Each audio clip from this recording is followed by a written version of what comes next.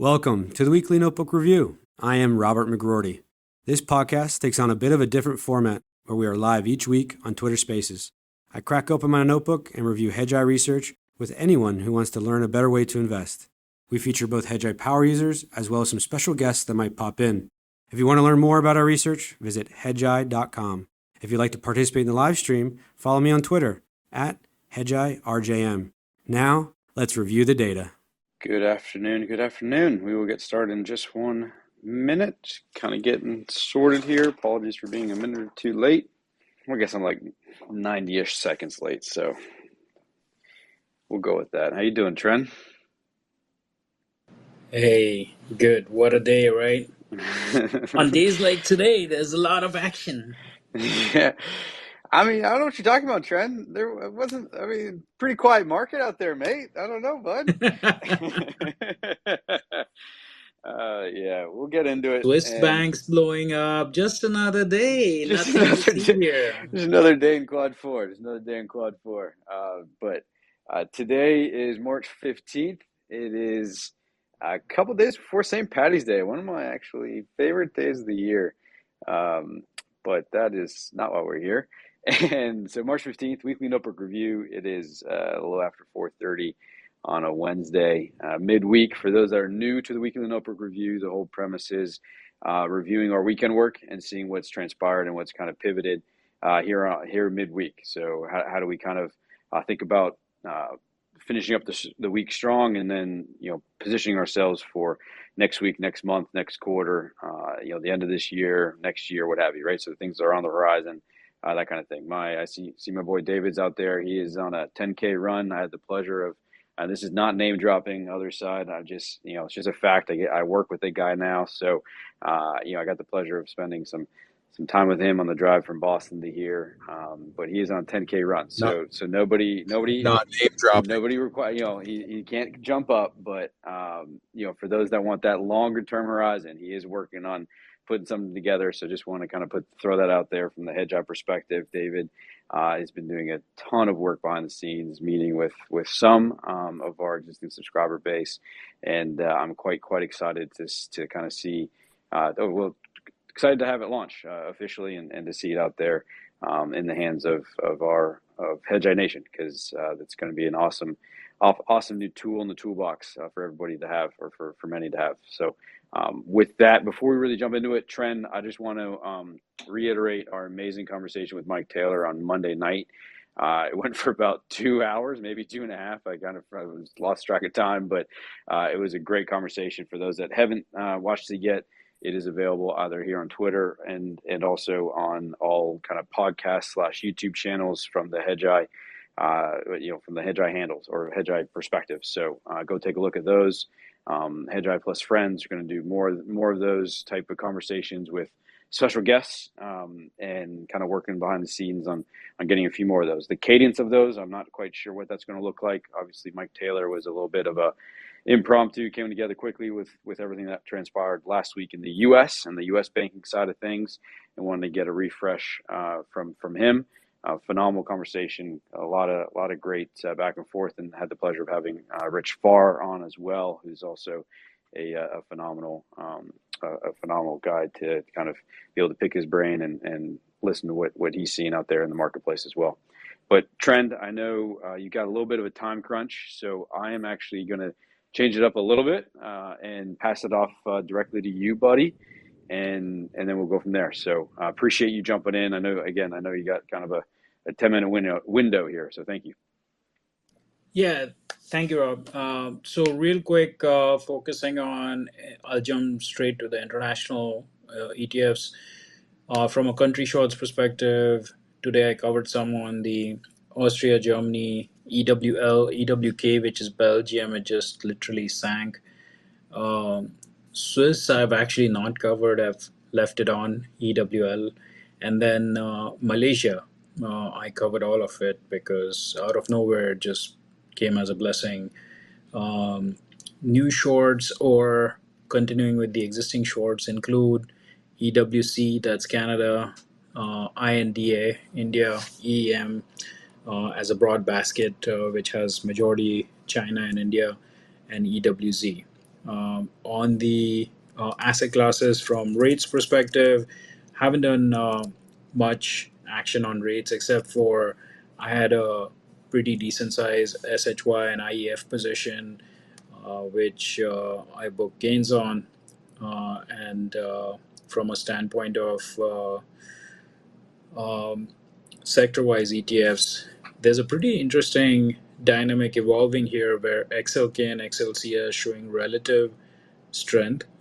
So think of it, if your benchmark is SPY and you want to outperform, you want to probably keep your XLK, XLC while either being short or reducing on the financial side. So I don't hold XLK or XLC, but just making that observation, I tend to hold stronger individual names within those instead of directly holding XLK or XLC. The next one is from a standpoint of KRE. I did dabble into that as well as its holdings yesterday and today to a certain degree. Some of those provided some bizarre returns. For example, FRC just simply doubled. But it was interesting trading FRC yesterday because I'd buy it and then it would halt. I'd buy it, it would halt, and then I'm thinking, is it going to go under or is it just a volatility halt? Is it going to go under or is it just a volatility halt? So it was a very interesting piece trading FRC as well as WAL. WAL, I couldn't believe it hit a single digit on the stock price, which is trading at less than half of the book value.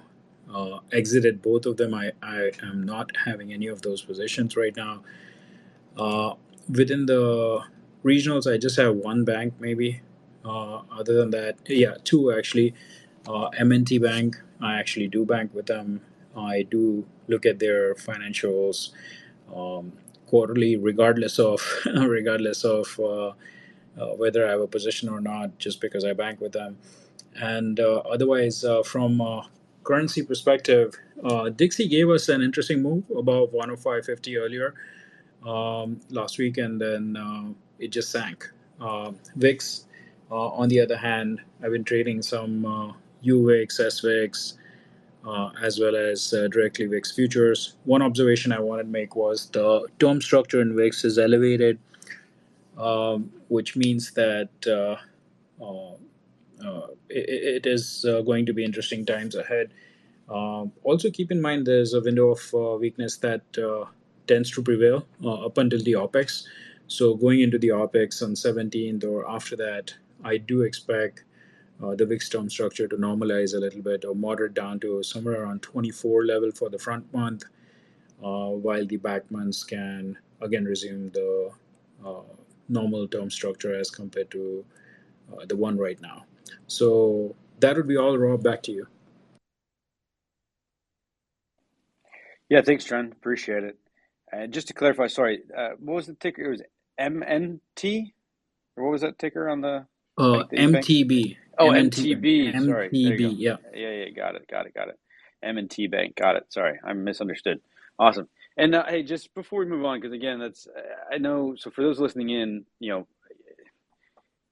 trend will trend is, I think, how do I put this? Trend, you are quite a um, chameleon, I guess, right? Because you have a lot of different strategies that you deploy, and it's not the way that everybody can function. But you'll have some short term strategies, you'll have some longer term strategies, and everything kind of in between. So the kind of action that you did there in the banks, just so folks don't kind of get try to go do this again tomorrow. The action you did there in the banks, what was kind of one of the drivers in terms of kind of uh, I guess stepping in or trying to catch that falling knife, for lack of a better word. Great point. So it started originally with one of the S&P 600 strategies I have. So there's a quantitatively tested S&P 600 strategies where you take the bottom 5 percentile of the S&P 600 by a specific oscillator called ultimate Mm-hmm. oscillator, and you rebalance it daily. And coming in on Thursday, it started picking up some of these bank names, and this has only 4% allocation in my portfolio. So basically, that 4% is divided into 30 stocks, and it ends up picking those, and then it rebalances. That strategy has bizarre returns over a longer period of time. Last year wasn't good. Last year, that thing returned about negative 20%, but in good years, it has returned as much as positive triple-digit returns. So, from a standpoint of, I was observing that Thursday, Friday, Monday again, it was doing the same thing. At that point of time, I decided for my discretionary part of the portfolio, I do want to pick up some of these. I had done some work over these over the weekend, and I was computing the odds through the balance sheet and all the analysis that I'd done using my own mechanisms. Also, just for the note, from a banking analyst perspective, 15 years ago, I was involved heavily in analyzing across the board almost 8,000 plus SNL institutions. They're now consolidated down to just 4,700 at FDIC. I was involved in some capacity of work at FDIC, so I kind of have a pretty decent idea of how to look at a bank balance sheet and quickly make a judgment on whether or not they would sustain. As a result of that, actually, if you look at my January 9th tweet, and I'll try to put it in the tweet nest above, I did originally, just before CPI, I tried going short into KRE, which had a substantial exposure to Yeah. SIVB, FRC, and a bunch of others. And then eventually I had to cut it short because of the momentum that was entering the market. But then eventually I got back in again. And then I couldn't stay the whole time short. When SIVB opened at 180 Right. last week, I covered it, and I had covered it kind of too early. Obviously, it's well known, and I admitted it, right? Yep. Which is fine. Anyways, I didn't have open-ended short. I had just put vertical, so there wasn't much I would have gained, even if it went to zero Right. or otherwise.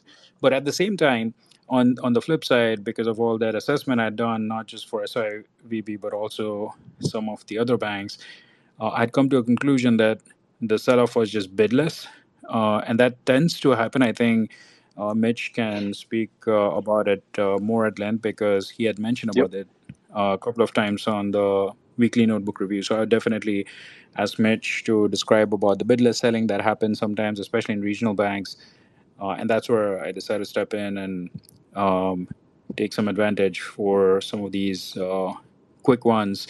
Again, keep in mind position size is the key for these kind of things. So I was just going to when touch I on say that, I had Trent. Yeah. FRC, yeah. So an FRC wouldn't be more than 40, 50 bips on the portfolio from a single stock positioning size for a quick one, right? Same with WAL, Western Alliance, and a few other names like MTB or CFR. Some of those names are the CFR and MTB are pretty solid names. The FRC and WL were just they were contra sentiment sort Yeah. of positioning where we had already had the Sunday announcement in place, which meant that these banks were not going to go under, Right. and they were not going to have this capital situation, at least not because of the unrealized losses issue. It could be some other issue. So, yeah, that's what I would Awesome. say happened. No, I appreciate that, Trent. That's great additional color and really exactly what I was looking for. So just to reiterate again, for those listening in who may not be as familiar with sort of deploying different tactical strategies across your portfolio, but at the very beginning of that little anecdote there, Trent said that the strategy was 4% of his portfolio. So and it's not 4% concentrated in one position. It's 4% across a basket of equities, and I've been lucky enough to get to know Trent very, very, very well over the last 2 years, and I know that basket can look anything from four underlying individual securities to a dozen plus. So just keep that in mind as anybody's kind of looking to perhaps deploy or look deeper into that type of a strategy. It's definitely something that we can do, but it's all based on position sizing, and I think that's a key foundational piece here at Hedgeye as well, is position sizing and certainly not getting over your skis in one particular position. And most importantly, that's a risk management tool, because the foundational principles are protect preserve, protect, and compound your capital. That's the key here. So, Mitchell, how you doing, bud? I am listening to one of the smartest guys I know in trend and just sucking it all in. Yeah, it's special when we get to have him on. And that's it's not a conflation. One of the smartest guys I've listened to in 27 years in the business. I have no idea where he finds time to sleep. Especially with a newborn. Although, Seriously, well, maybe that's why he's awake. Yeah, maybe. Although, so, I mean, yeah. Do you want, just before you move on to your piece, do you want to just expand? I know you've talked about a number of times on here in regards to kind of as Trend was alluding to the bidless environment. You were referring to it, more specifically around the fixed income space, right? When bids kind of disappear and all of a sudden your bond's trading at 93 cents, 80 cents, 85 cents on the dollar. All of a sudden go to 50, 40, 30. But I don't know if you had any additional insight there. You want to kind of re-expand, or what's the right word? Expand upon, or reiterate that we piece. talked about it.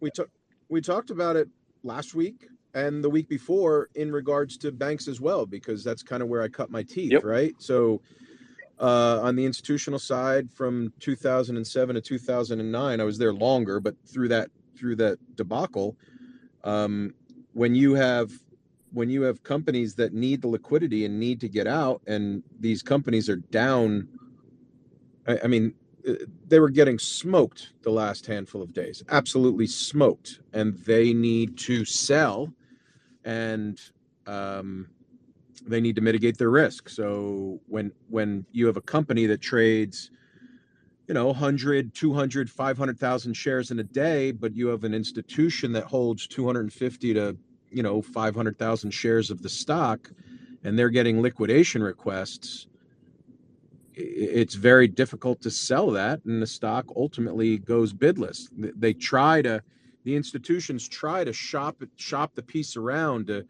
2 or 3 different specialty desks, and they want everybody to keep it quiet, but as most of the guys on the institutional side are scumbags, they don't keep it quiet, and everybody knows who's selling it relatively quickly. It's very difficult for an institution selling a large block to keep it quiet. If one of the names is very illiquid, and then everybody's trying to sell in front of them. So you just have a situation like we've had where you have things down 16, 20, 25%, 30%, 70% in a day. And should they be? Some, probably not. Some, probably. It depends on, what the balance sheet looks like. And now that the Fed has kind of gotten rid of that,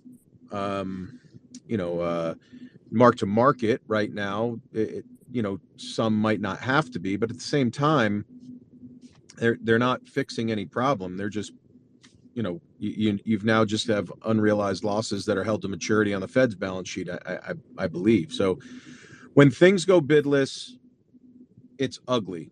And right now you've seen that ugly, and you've seen a little bit of rotation into tech, as you guys noted.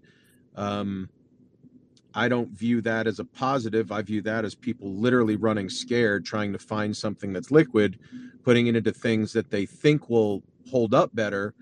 But at the end of the day, when you have, as Hedgeye notes, you have -2 GDP coming in the not so distant future, that profitless tech nor tech is going to survive this either. So it's literally just one bomb blowing up after another, which is what Keith describes Quad 4 as. I didn't know what Quad 4 was going through 2007 to 2009, but it's what happens when you're in this disinflationary investing environment. And just be extremely careful. It's not for the faint of heart. Yep, very well said. Is there anything specifically about the dynamic that you want to understand? So if we go the flip side of this, right? So I mean, obviously, we have seen KRE go from $63-ish to $45. So when you think about like lending and credit, and I get the piece in terms of credit tightening in terms of the banks not lending out money as much, et cetera, et cetera. But when you flip to so when you're looking at the fixed income market right now, where are you thinking about, and what credit quality are you leaning towards? I wouldn't look outside of treasuries. I really wouldn't look anywhere in the fixed income market right Sure. now, because what most people learn in times like this, as people learned with GE, right? GE was AAA or AA rated at the time. One of a handful of companies that was AAA in 2008, or they were either AAA or AA, and they were buying the credit card receivables of Target with short-term borrowing, and they were AAA rated by Moody's and S&P. I don't need Moody's and S&P breathing down my door, but at the same time, these companies literally pay for ratings, and the big boys get the big ratings. And this is where like what Keith was talking about on the macro show today, and I think the call, we're just going to find out something else that blew up that we didn't know about today, tomorrow, or the next, or if there's a couple quiet days, 3 days from now. These companies are buried. So what the Fed did, if I'm reading it all correctly, is they're taking certain bonds off the books of these banks where they don't have to mark them to market to show an unrealized loss. These banks, in the case of SIVB, they were buying, I believe, mortgage-backed securities that were super low yield, and we could argue whether it's the Fed's fault for raising rates as quickly as they had, creating this problem. We could argue that it's SIVB's fault for the Fed is literally telling you for the last year and a half that they're going to continue to raise rates in the face of this inflation, and they went and they bought 10-year notes knowing that yields were going to be pressed higher. So, not the smartest risk management in the world. At the same time, it's not just SIVB, it's corporations buying bonds and possibly having non-hedged books. It's hedge funds buying these. We wrote about it in 2018. Think about all of the pension funds and hedge funds that bought negative yielding debt. There was 17 trillion of negative yielding debt in 2018 going into 2019. That's somewhere.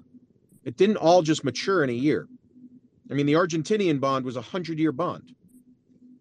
It was like so that's all in the books throughout the system, and a lot of it went to private equity, a lot of it went to pension funds. So when these guys have to mark to market, and they don't have the Fed, insurance companies, and they don't have the Fed to just say, all right, well, we're going to say that you don't have this liability risk where you don't have to market to market, and you could just hold the maturity. I mean, those are all bombs that are going to blow up, in my opinion. In my opinion, they will show up somewhere, somehow through the system, either a long-term capital, bailout, or somebody somewhere is likely to blow up given the environment that we're in. And I don't think that the Fed stops. I just, if the Fed's mandate is headline CPI, whether you look at core or not, and employment, there's nothing that suggests the Fed stops from an inflation standpoint. And if I'm the Fed, I'm thinking, well, I took care of banks from the standpoint of, their balance sheets as to where they don't have to recognize these unrealized losses or show them. So I'll just let other companies blow up and go bankrupt. I wouldn't look at anything right now that's not a treasury. And if you're looking at triple B, of the 3+ trillion, 4 trillion, well, there's I think it's 6 trillion investment grade out there, but I think 3.5 to 4 of it is bank investment grade as triple B. I think a good portion of that could be junk, should be already, if it weren't for Moody's sitting on their thumbs and S&P sitting on their thumbs, not wanting to have ETFs freeze. I have to do a little bit more digging, but I'm almost positive ETFs have the ability to freeze investors out, like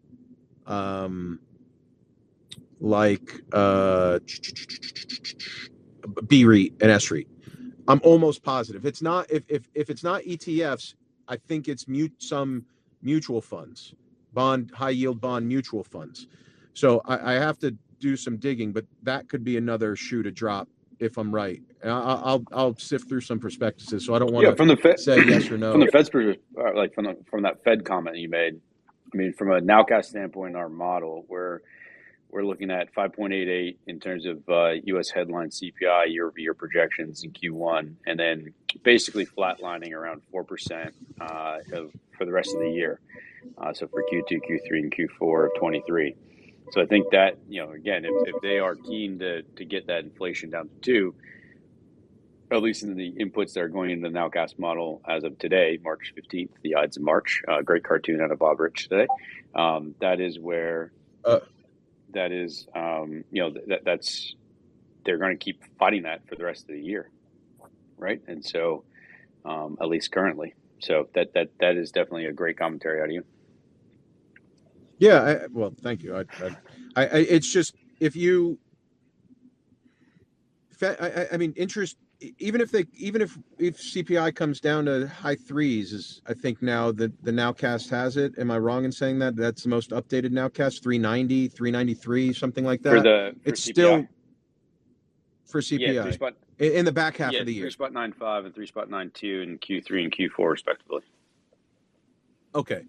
It's still nearly 100% greater than their 2% That's number. my point. Yeah. Right. yeah, So yeah. I mean, it's crazy. It's so, again, like that could shift as we move deeper into Q2, but at least, and again, if you get proper quad 4 type moves in commodities like you've seen in the last few days, and in particular in oil, which is the second largest input there in terms of CPI, then those numbers, it's possible those numbers start to move lower. But yeah, man, I mean, at this point in time, the nowcast model is saying they're going to be 100% higher than where they want to be. Correct. Yeah. So, as what are they going to do? I'm writing my monthly, as this time of year or this time of the month, and it just pains me. But I'm literally writing it, and I went back, and from May until November, the third sentence of every note started with, "We have the tools and resolve to see this through for the American people." So, and then while they remove that sentence for December, resolve still shows up in there multiple times, where where Powell talks about they have the resolve and whatever. So I don't know what the man stands up there and says, I know I said I have the resolve, but these guys in Silicon Valley did some dumb shit. So yeah, fuck the resolve. You guys are screwed and inflation's going to skyrocket again. I don't know how he does that. I mean, I guess he always could, right? I've been definitely wrong before, but I just don't see how somebody can stand up there, talk the American people in the face who are still choking on food inflation, and say, fuck you. Yeah, well, I mean, listen, to get back to the notebook, we typically rely, not typically. We rely on the risk ranges and the signal to help guide us through that process. And, correct. And right now that 2 years got a 110 basis point wide risk range. So that's telling you it could go to from 400 bips to 510 bips in terms of where it could go tomorrow. And that's a probable daily range. So, that's an exacerbation of the volatility. Price volume volatility is what influences that fast signal. And with move at around 170, that 170, 169.65 is where I have it closing today. So it's pretty much flat. It's kind of weird though, but maybe not. That seems like an odd number. That might be the wrong number out of TradingView, but that's what I have on my screen right now. So I'm going to go with it. And but yeah, I don't think it's updating properly. I was looking in TradingView, and I don't think it's updating properly. All right, so forgive me if that number it's high. Yeah, it's stupidly elevated. It's the highest has been since 2008. So correct. That is a fact. That is a fact I know. So well, my point is that risk range is telling you that there could be Yeah, they could hike what that's seven. Sorry, my math. I'm like all discombobulated. What is that? That's three more hikes this year, I think, right? If they get up to north of around 5% terminal rate, and that's what people were talking about just a week or two ago. So that's very much in the cards in terms of what could transpire. I was listening to a guy from Nomura on Bloomberg earlier, and I guess a week or two ago when he was on, he said that they were expecting kind of a 25 basis point rate hike, and now expectations is flat. And then you've seen that in the data. So it's not just Nomura, and it's across the board in terms of, I mean, they absolutely took out from a market expectation standpoint. Like the drop was enormous in terms of how the Fed rate hikes that were being expected, right? So, Yeah, now they're expecting 100. Now they're expecting 100 basis points worth of cuts in the next yeah, year. But this also goes back to a point that we wrote about last month, where 2 weeks before that Wall Street was expecting XYZ, and then you got the CPI data and it flipped on the dime to a 180-degree change, and then 2 weeks later they now flip on the dime to another 180 degrees. They're manic. They don't follow a process like Hedgeye. They don't follow a data-driven process. They're literally flip-flopping positioning week after week based upon a headline and a gut guess that they need to happen. They need the Fed to cut.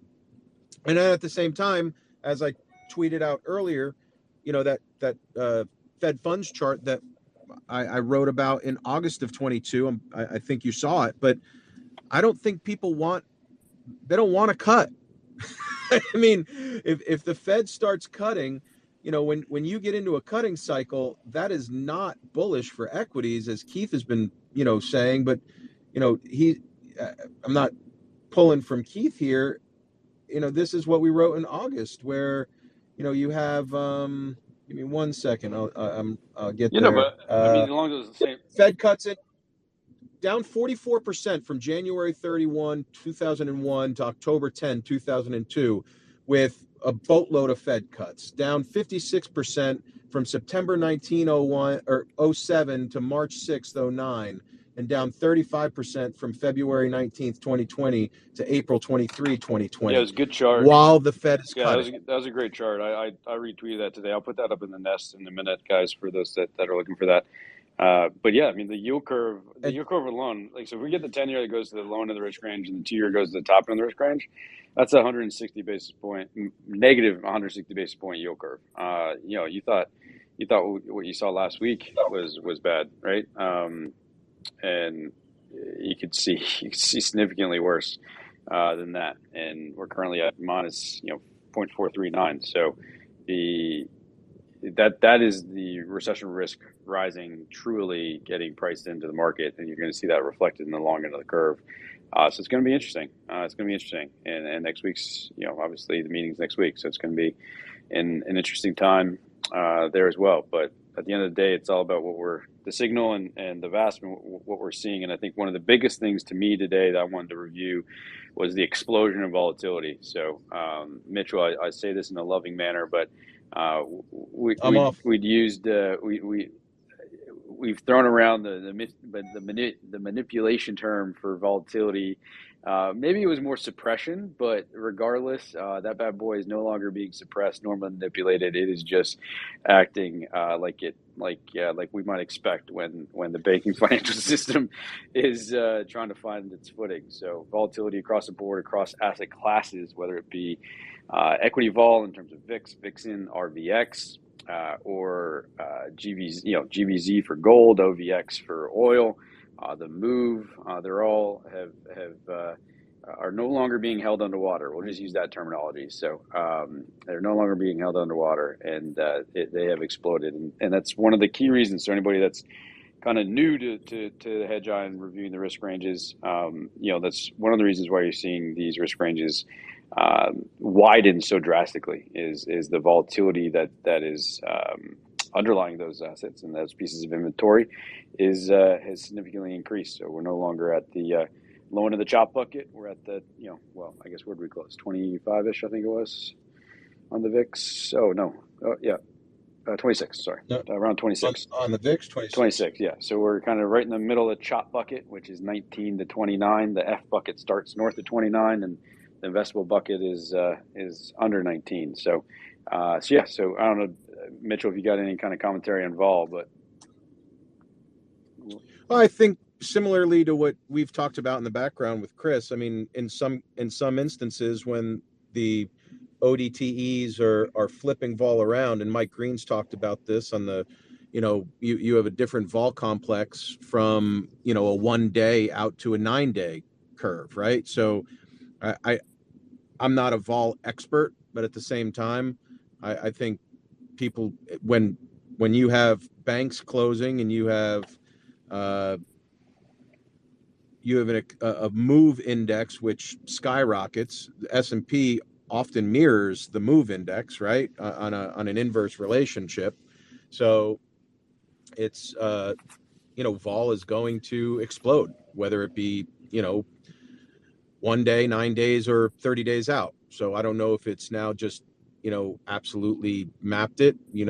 We follow the Hedgeye process. There's something to be said about tracking the shorter term stuff, especially when the number of options that trades on the 30-day go from like what I think Mike Green said it was on the 30-day went from 8% to 3%, but on the 1 day went to 45% of the daily volume. So you definitely have to pay attention to other spots along the vol curve, but at the same time, this is clear and evident, or should be to anybody out there, that vol, the more vol we have, the more days where you have the S&P down 2% and then closes down just a little or swings up and then swings back down, that's just perpetuating more volatility. yeah. And it's when the move index at 170, whatever it is, and these oils spiked into the mid to high 40s. I mean, this is getting ugly faster. And as we get to vol into the fuck bucket, I learned my lesson it took a while to learn lessons, but Keith was taking down ITA for a reason, right? I mean, it may or may not be close to trend. I don't know where trend is, but I do know that if the VIX gets close to 30, most stocks are uninvestable, right? Yeah, so and to keep it simple, there's a reason. To keep it simple, one of the biggest reasons he's taking it down is that low end of the risk range on a week over week basis has gone from 114 to 111.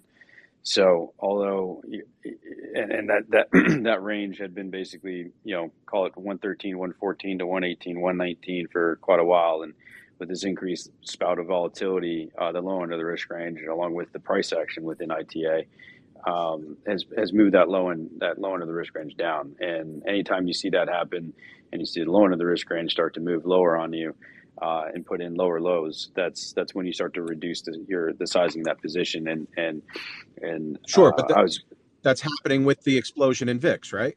Yeah, exactly. And that's kind of what I was, and that was the segue I was going to do next. Is although you are seeing, and Keith kind of commented on this in an RTA on, I think it was the last one that he did on that consumer staples name, but the basket, traditional quad four or things that backtest well, two of those that do so would be utilities and consumer staples, so XLU and XLP. They have outperformed on a 1 week basis, so like a 1 week return. XLU has led the charge, up 180 basis points, and XLP is up 64 bips. So, those two things obviously are looking good on paper from a quad four basket standpoint. But anytime you've got vol, with an increasing probability of moving higher and moving towards the top end of the risk range, and in this case that's got a little north of a 29 handle on it, which we haven't seen in quite some time. That and when we do approach and get into the F bucket, equities across the board just don't work. So I just want to echo that. Keith reiterated that in the RTA. If you don't pay attention to the RTAs, that's cool, but there are phenomenal coaching notes. You don't have to actually execute on those RTAs, but there are absolutely brilliant coaching notes in there to help kind of gauge what is kind of happening out in the marketplace and how to better position your portfolio. So just wanted to kind of reiterate that piece as well. Yeah, it's great. Thanks. You've got some. Sounds like you have a little bit of experience doing this. Yeah, I guess so. All right, I'll let some other people chat. I've talked did you have anything long else enough. I apologize. Anything else going on anything else on your horizon? Again, I mean, it sounds like you're just preparing for further decrease from oversold conditions, but I've trimmed some of my quad 4 exposures. I trimmed some dollars today. I trimmed some euro short exposure today. I trimmed some gold the past couple of days. I've trimmed some oil shorts. So I'm getting, I'm reducing that. I don't have a ton of longs. I did reduce my ITA. I have a little bit of HCA that I've reduced. So I'm fairly cash flush, and whether it be, I don't think I get hurt here. If things go down more, I should make a little bit. If things go up a little bit, I have plenty to short. I did add to some shorts in big tech. I added to Amazon, or I initiated on Amazon. I initiated on Microsoft. I added to a little bit of Google short, but I have room. I have 1% positions, I guess. I'm pretty sure it's maybe 1.2% positions in these guys. So, where I added, I was within a buck of their top ends of the risk ranges, with the anticipation that if they do go higher, I will incrementally add to that short to get to a full position. Again, you see that rotation, and that's what we started with a little bit. You see the rotation into what people are guessing could be a safe haven trade, or I don't know what the mindset is. I don't particularly care. If we do get this quad 4 and we do have these continued blowups, they're at the top ends of the ranges. They're bearish trade trend. Execute. Yeah, just for those listening, that's where I'm Mitchell, just on just with the lower realized volatility on, say, an Amazon, which I think is around 50. Again, it's not like I'd say that in a relative basis in regards to other individual equities, but where will you take that? Will you take like an Amazon up to what, like 200, 250 bips, something like that, or will you go 300? Yeah, I guess I could go 300. 300 is where I would go 3% or 300. Yeah, okay. But at the same just time, wanted folks to understand where you are. So you're about kind of like a little more in the mid position, but a third away to what you would consider your max. Yeah. Yes, I'm there, and I at the top of the range, I would ordinarily go bigger, but at this point in time, I'm just.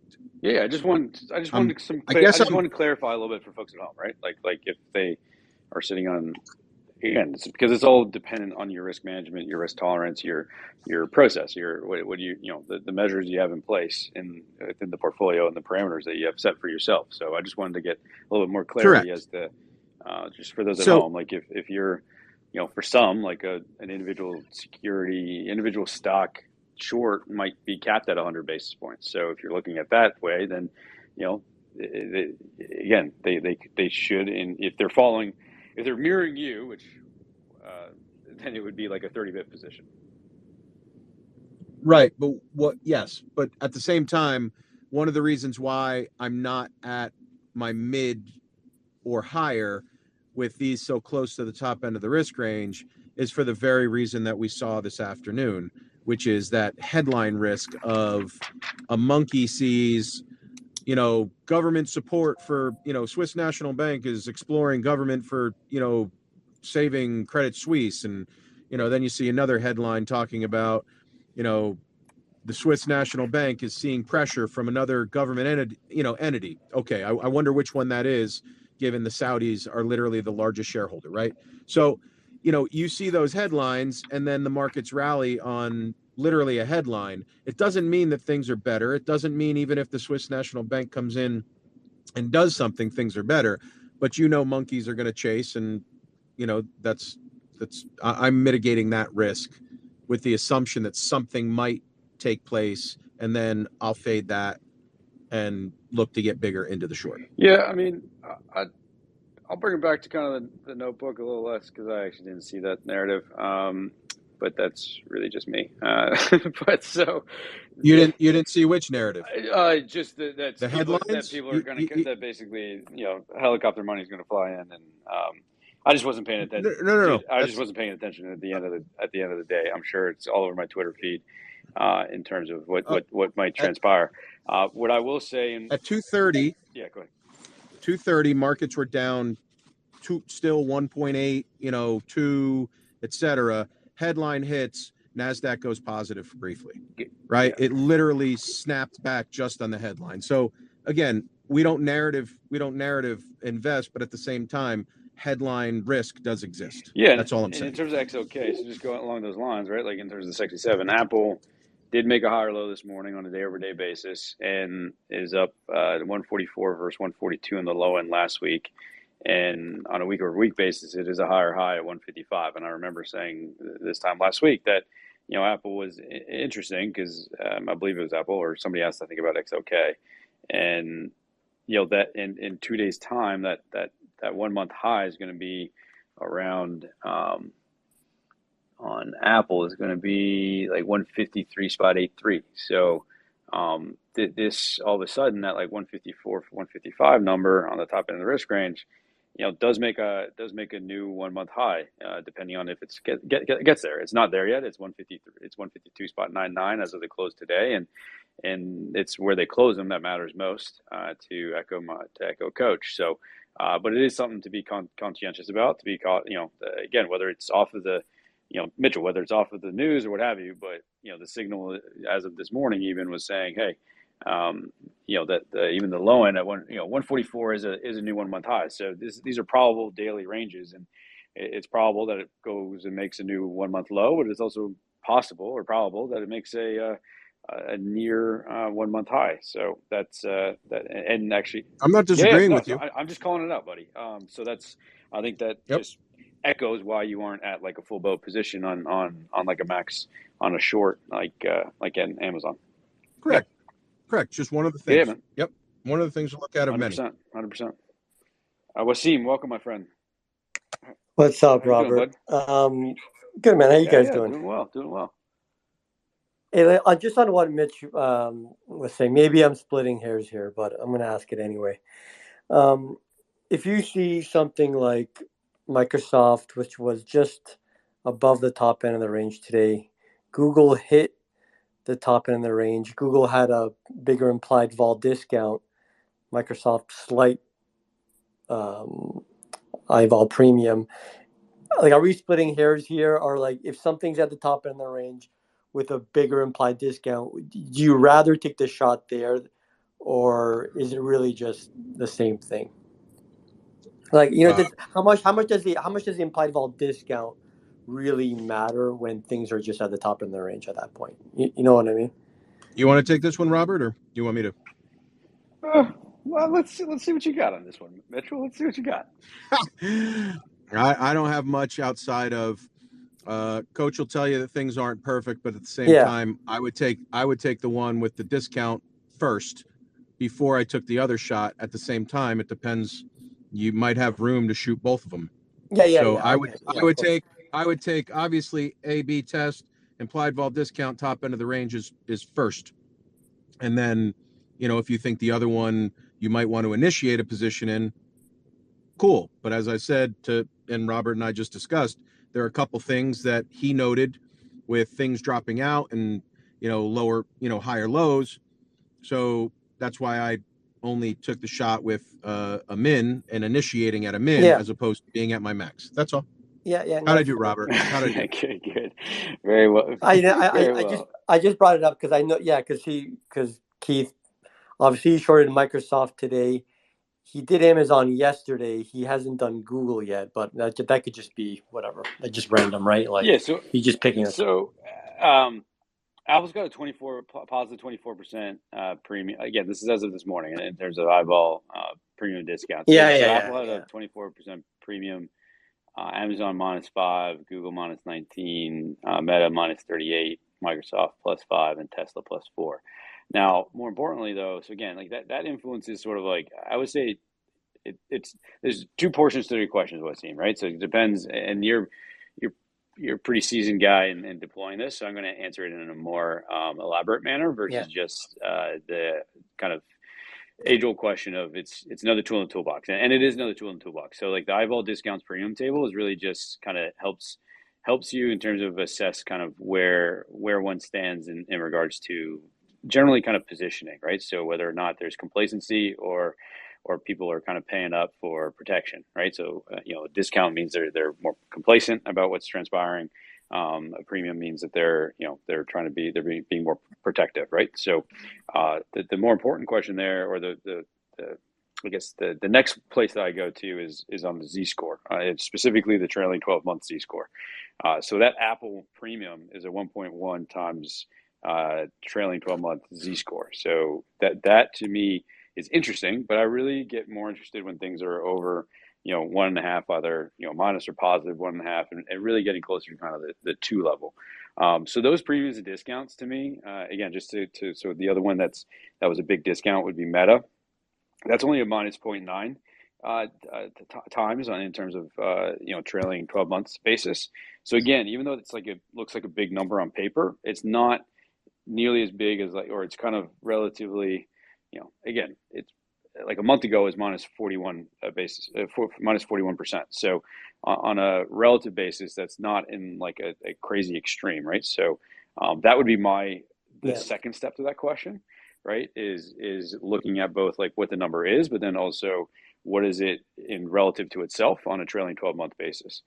So that's the second part. And then you go one further and you say, okay, how do what manner are you going to express this position? Are you just going to, short or buy? And so I'll go both sides. Are you shorting or buying the underlying equity, right? So are you just shorting Microsoft in this case, or are you trying to play it through options or other forms of kind of derivatives, right? So I think that then leads into a deeper conversation around how you actually execute and express this. You express that that trade, right? So and depending on what you were doing here, premium. So on Amazon, let's just say if you're going to buy puts, like that, those would be, you've got the kind of premium on your side, because if Amazon does go down, then you're going to get folks coming in to buy premium or to pay up for those options, right? So those puts and they're et cetera, et cetera. So I don't want to get too much into like the options side of things, but I think there's like multiple. Yeah, that's kind of how you can think about how one might express that position. And as I've said many times, I am not an options guru. I'm learning as I go. Getting a little bit better at it, but still got plenty of fucking improvement to make. So anybody got any advice? Not advice, but anywhere.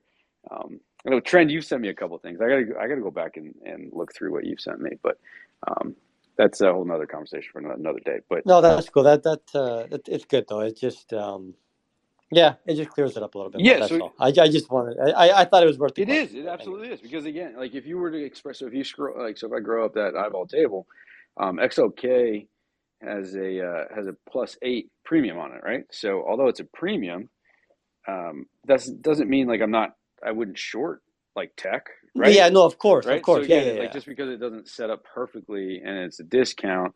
Now on the flip side of that, XLC does have a minus 18% discount on it in terms of the eyeball discount, and that was the reason. And it was up along with like Google and Meta today, and it's performed pretty well year to date, right? So if I'm looking at things in terms of what hasn't kind of broken yet, I guess, for lack of a better word, Yeah. although XLC is down almost 3.5% in the last month, but it is positive on a week-over-week basis and up over 13% on a 3-month basis.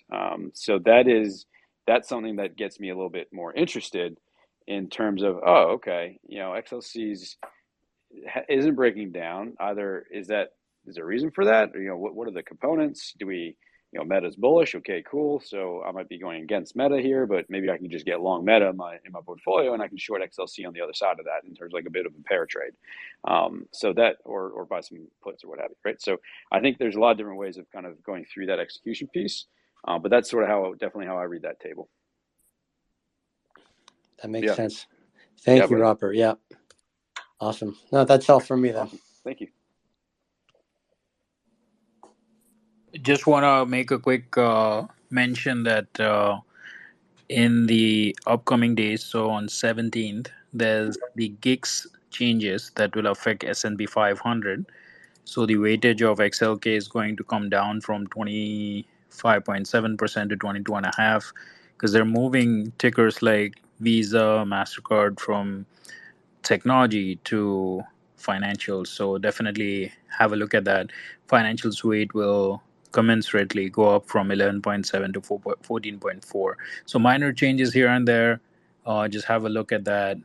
I think you can find the announcement for that. Just search it on Google or something. And the last time this kind of change had happened was in September 2018 that I remember of. Awesome. I had actually not seen that trend, so appreciate you mentioning it.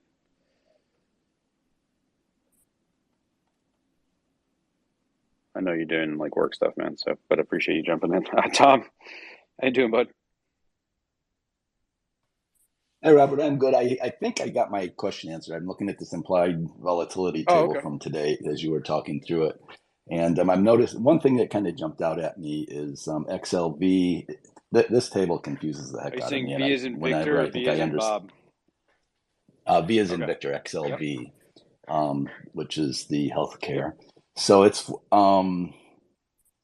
got a 45% premium, and its 1 year Z score is 2.2, which I'm thinking indicates that it's kind of rich, and it's maybe a candidate for a short. Long. Is that how I'm thinking? That's opposite. Of long. Okay. Yes, that means there's a lot of protection, right? So if there's a lot of protection there, then people are paying up for that premium, and therefore, let me just pull up. And XLV is off. It's off like 7, almost 8% in the last 3 months, 4.5% in the last month alone. So, so people are kind of paying up for protection, and but this is actually a good segue. So appreciate you asking this. So it's been, kind of, So as it's moved down, so it was something that we were, long going into the end of the year, and then it had outperformed going from kind of in Q4 there, and then ever since then really has let's say kind of it certainly lost a lot of signal strength. Let's just put it that way. So when you got a premium on the board, this is something where you can kind of size up more on the long side. So if you're looking to get long something, and XLV again, this is if you go back to that quad 4 basket. One of those things in there would be healthcare. So it'd be XLP, so as in Peter, XLU as in utilities, XLV as in healthcare. So that's an interesting component, right? So again, F bucket volatility equities are gonna be they're uninvestable, and hence why they're the F bucket. But as we kind of maybe look through that and look through a period of elevated volatility, doing some due diligence now on, and let's just say hypothetically, the quad basket does, the back tested quad basket does start to perform and the signal agrees, then doing some due diligence now when you're in cash or, ideally in cash or more cash, and doing those due diligence on something like an XLV or Utes or a Staples makes a ton of sense. And so I think that would be something to really be conscientious about now. And again, with that 42%, I think it was 42%, 45% premium, excuse me, 45%, 45% premium and 2.2 times on the trailing 12-month Z score. taking a little dabble in maybe adding some of that to the portfolio, even though, but again, you're kind of going against the signal, right? The signal is bearish trend. So it's kind of, that's where it kind of goes back to your risk management style, your process, how you kind of curate your portfolio, what's your time horizon, and that kind of thing. Does that make sense? Okay. Yeah, it does. What's telling you that XLV is bearish trend? It's in the out bucket in the risk range product, and it says Oh, bearish okay. on it. It does. Oh, okay. Those things which I must. Yeah, there. If you I on the don't risk have all range those product, you go all memorized. the way down to the bottom. It gives you stuff that's in the out bucket, so that would be REITs, energy, staples, healthcare, and Utes, and all 5 of those are bearish trend. Okay. Yeah, Okay. man. Cool. And then, all right, good. So you're concentrating on the Z score, like a +2 is starting to get pretty interesting, and a -2 would start to get pretty interesting. And I guess that implied volatility premium, that's always it's not going to be a Z score, fairly negative and have a positive No. premium versus discount. It's gonna a negative Z score is going to have a negative Yeah. discount or negative premium and vice versa. Correct. Okay, Yeah. cool. And yeah, this is great. You guys are just so brilliant. I really do Oh appreciate no, it's Tom. Yeah, your time. yeah. And listen, we're And gonna start building out, like, so for those that want to, like, I'm almost positive you've already gone through this, Tom. But we've got Hedgeye University out there, which is free, and so yep. Hedgeye University is accessible to anybody who's listening in, whether you're a subscriber or not. And at the end of that, I believe we're actually kind of incentivizing you to complete it, and providing some form of free products. I actually don't know what they are at the top of my head, but we are kind of rewarding anybody who's completing that. So I would encourage everyone to kind of go do that, Hedgeye University. And then beyond that, I'm starting to build out some additional kind of coaching tools and that kind of thing. And I'm actually quite excited. I'm actually sitting down with David here and recording a session that's not going out live, but going to be based all on kind of foundational principles. So it's going to be great, and we're going to do a couple of those types of videos to really help people that are starting out their process or trying to improve their process, et cetera, et cetera. So we're working on it behind the scenes as well there, Tom. Yeah, and it's been. I have noticed. I'm like in my 4th year of Elite Pass subscription. So in the early time, I went through all the university stuff like 3 times. I took notes I use OneNote as my way to take notes. Took notes and all that stuff, but I never did quite find the implied realized volatility table explained. I'll have to go back through it. At least, if it's not there, it's definitely in a beginner's guide, which is now on the YouTube channel. So there's different playlists there. Yeah. So definitely go take a look at those. I can ping you, Tom, and send you in the right direction. And Raj, I'm trying. That'd be great. No problem, Tom. Yeah, of course, buddy. Raj, I'm trying to add you. Well, thanks a lot. Raj, I'm trying to add you, but every time I do, it's messing up. So sorry. That's everything. All right, man. You can take me off as a speaker and let somebody else have a chance. Awesome, Tom. Appreciate you jumping up, man. Thanks. Have a good night. All right, so Raj is trying to connect. I don't know if anybody out there in the audience, we're kind of going up on the first hour. And yeah, anybody jumping in, friends doing some work and listening in at the same time. I can obviously keep going myself, but we have talked on most of the things I wanted to touch base on. I'm actually working out. Oh, you're working out. You're working out. I misread your text. Sorry, man. Working out. Awesome. Raj, I don't know if you can hear me, man, but I've tried to bring you up at least 5 times. So I'm going to just drop out and then come back. I'm happy to take your question, but I'm not going to kind of keep giving. I'll try it one more time, mate.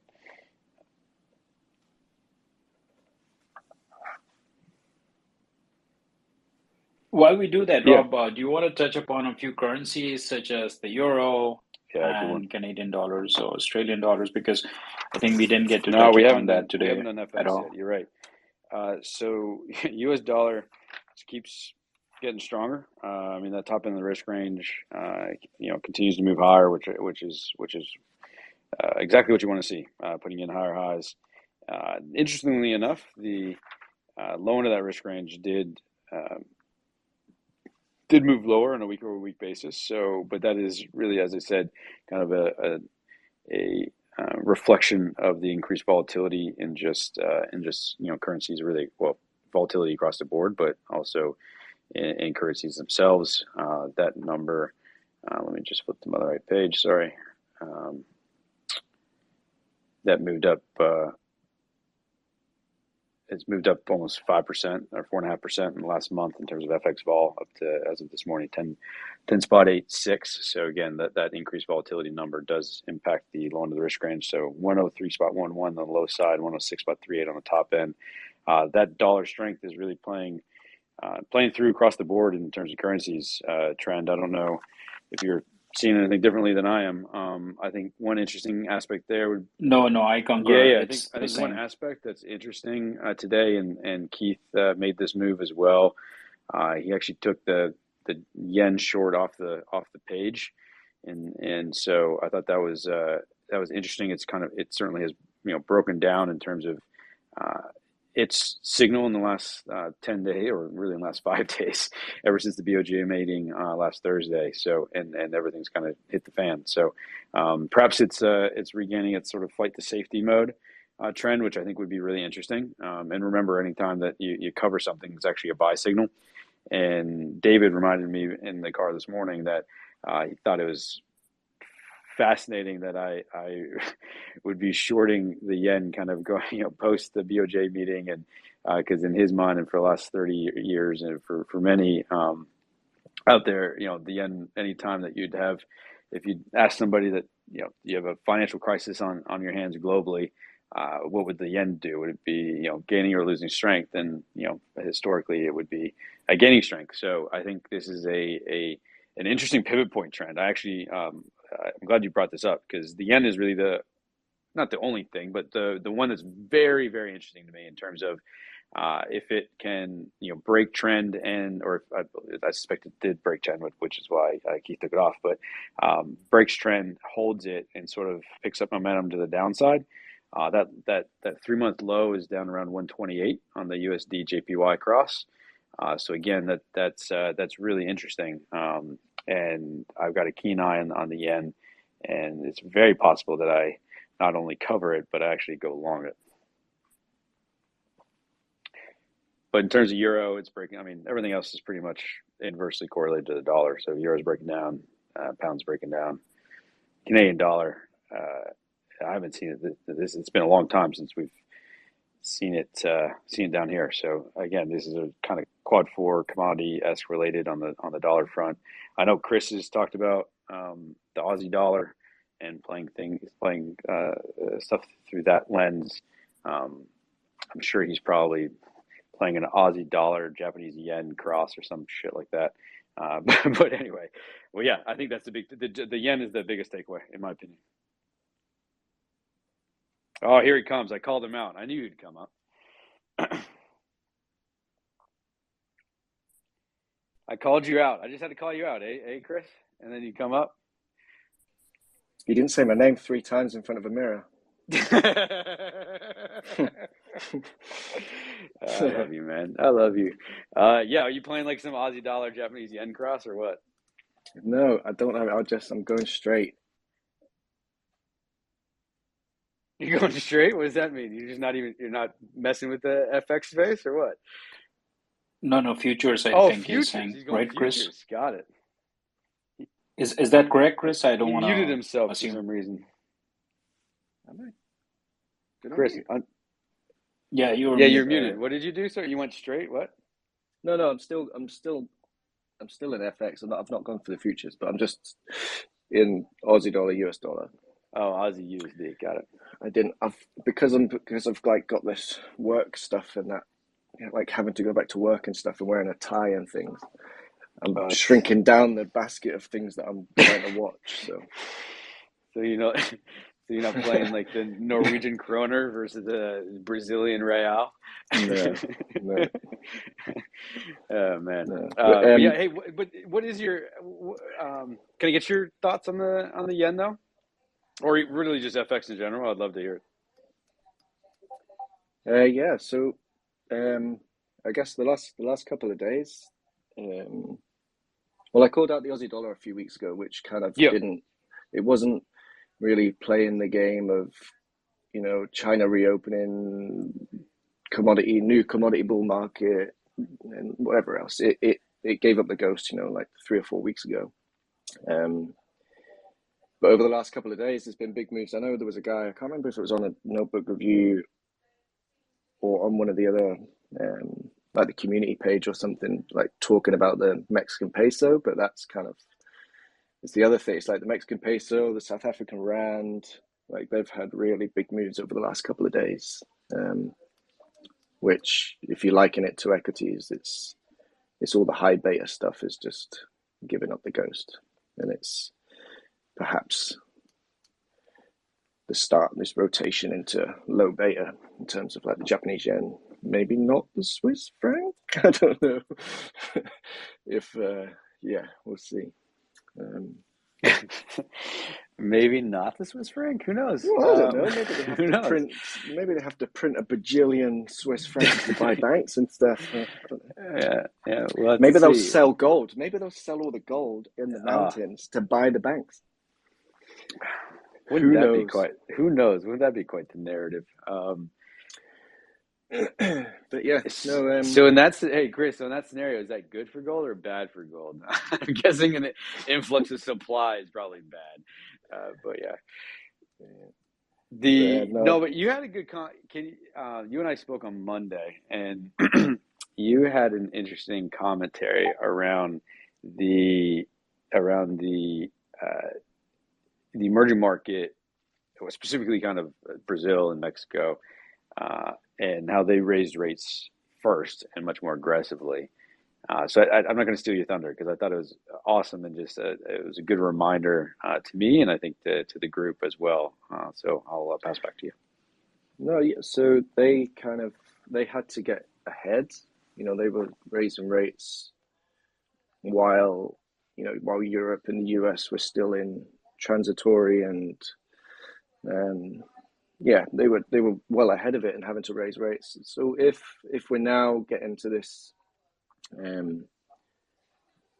this nadir in rates and they're having to potentially move into a cutting cycle, who knows? But they're going to have to not get ahead of it, but instead of the US talking, having to cut rates from 5% to whatever, potentially, in other places, they're having to cut rates from 12% or 15%, right? So it's just about the rate of change and how far they have to go if we're now moving into this, into this cutting cycle. It's a big component of why the FX was doing so well was because you could borrow, let's say, whatever, you could borrow dollars at 4% and then go and get 12% on the Brazilian real. So it caused a flow into these other currencies. Now that's potentially reversing.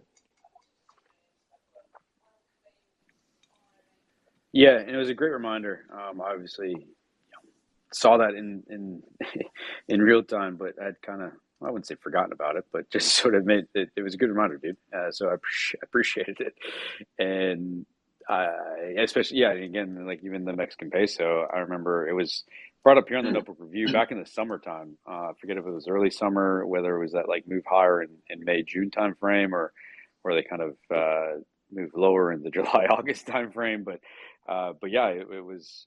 They've all kind of acted very similarly, and it made a ton of sense. So I just wanted to reshare that with everybody on the Notebook Review. Anything else on your side? I know you're much more intimate with the vol space and that kind of thing, Chris. But are you seeing anything in particular to be kind of conscientious about in that arena?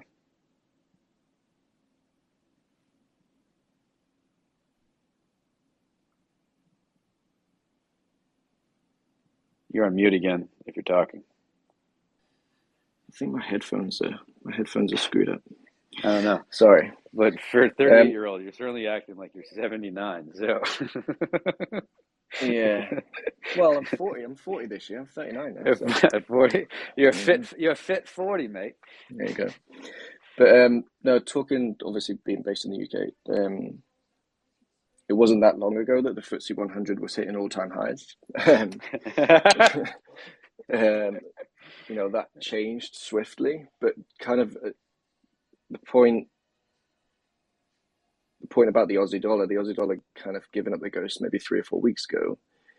If you look at the underlying components of the UK, things like non-energy materials. So I don't know what the equivalent of that would be in the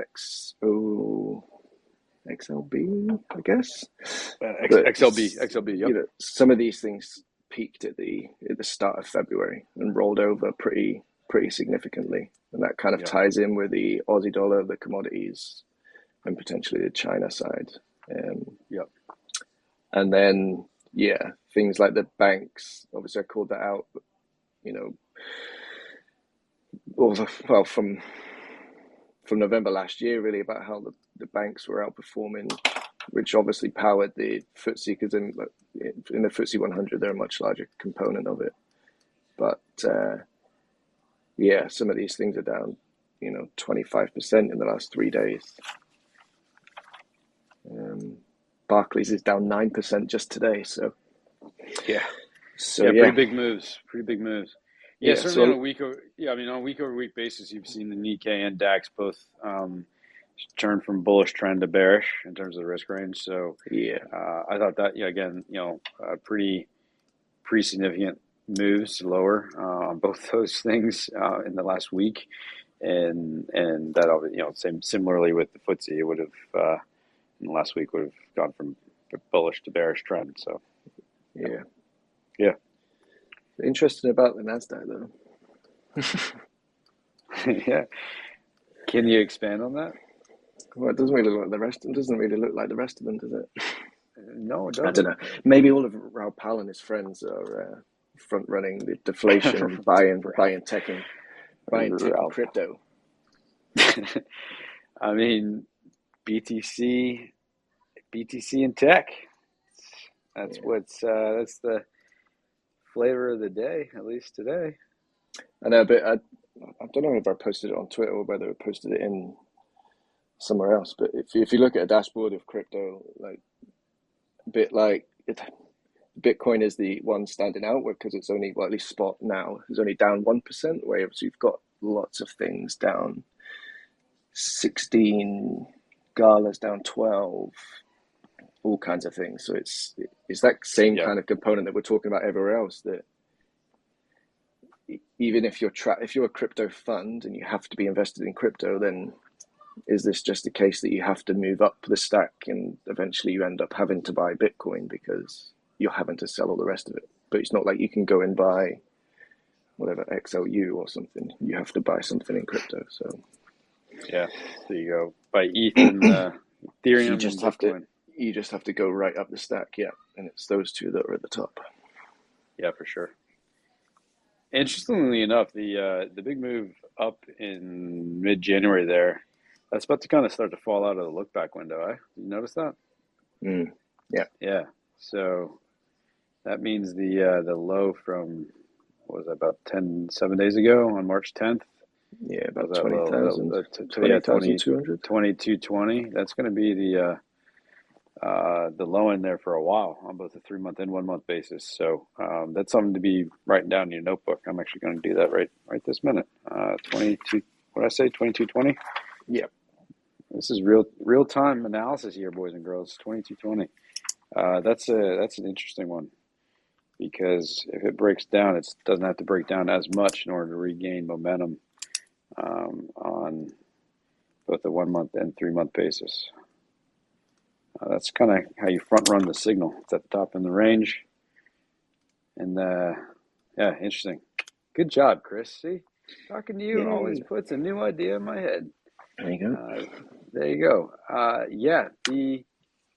The other one though, sorry, you did pick what you were saying. What was I going to? Oh, now I'm just all giddy about shorting Bitcoin.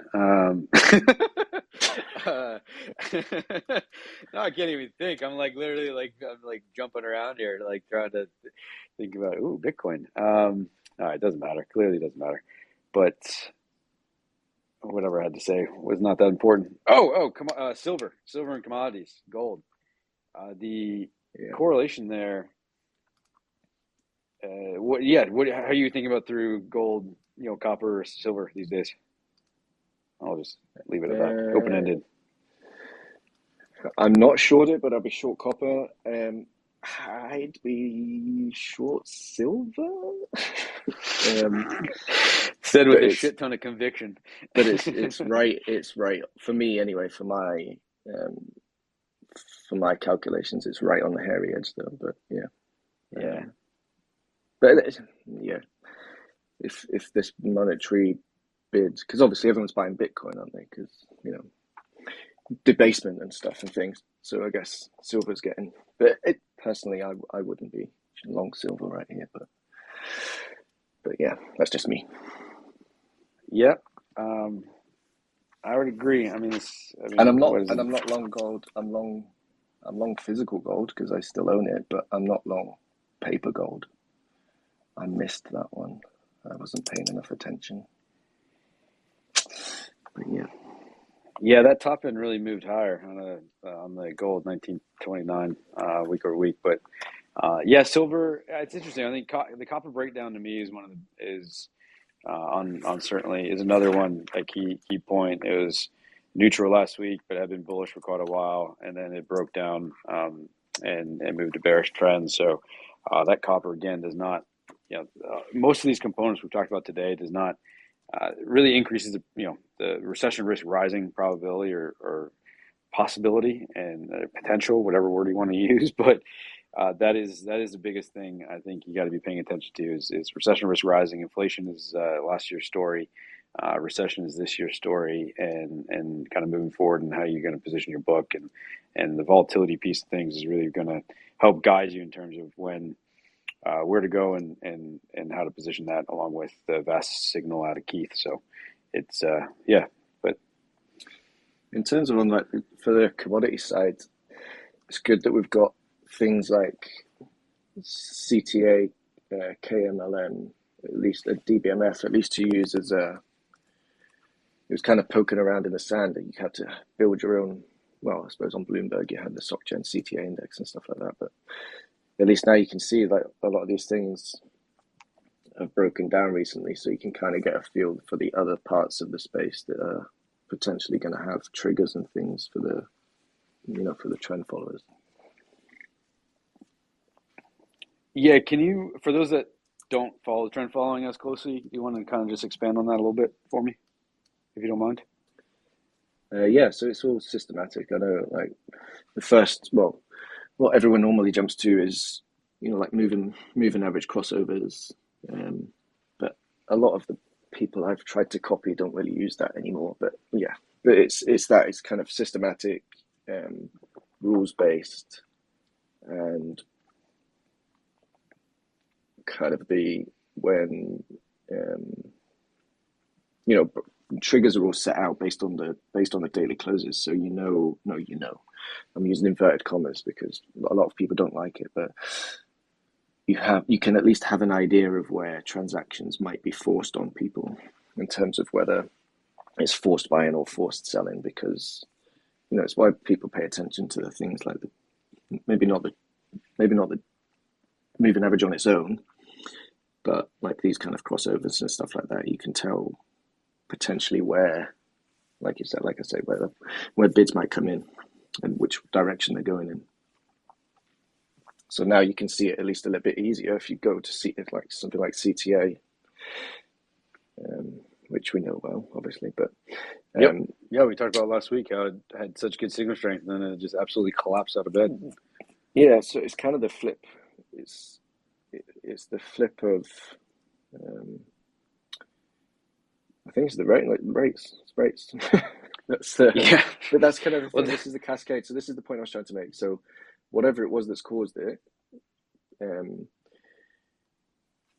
the initial move got kicked off in one place, and now you can see if you bring up something like CTA and you go and look at their positions, you can see where the other positions that were in, and it was all either correlated or not, and then you can see that where you may get forced sellers or buyers in certain things.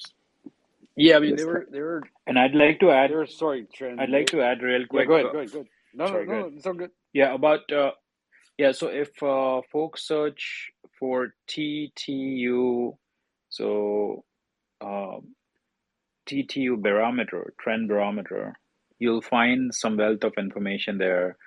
There's a person, Niels, who runs a CTA firm from Zug in Switzerland, and apparently a lot of CTAs are based out of Switzerland because they want to run some of these things offshore so that they don't have to disclose, including AQR Capital, which is a very famous hedge fund based out of US. But some of their CTA funds, on purpose, they keep them offshore because then they don't have to be subjected to disclosure requirements of how their positions are. So most of these CTA funds tend to operate in that fashion. One may even argue that CTA trend following firm specifically, one may even argue that a specific fund within Bridgewater's family of funds is also a trend following fund. And what the trend following fund folks tend to do is they tend to go out at as many markets as possible. So they may go out at 50 markets, 100 markets, 200 markets. And the goal is that they want to just follow the trend while keeping a tap on position size and correlations. And that's the predominant statistic that they keep a track of. So the stronger the trend, they would have a certain position size that they would focus on and go after that. So they just focus on price and volatility, not as much volume. And that influences their position size as well as how they structure the overall portfolio from a trend following perspective. Now, at a portfolio level, think of it as how do asset allocators look at it? So large pension funds or endowment funds from universities, they tend to look at these as an alternative investment.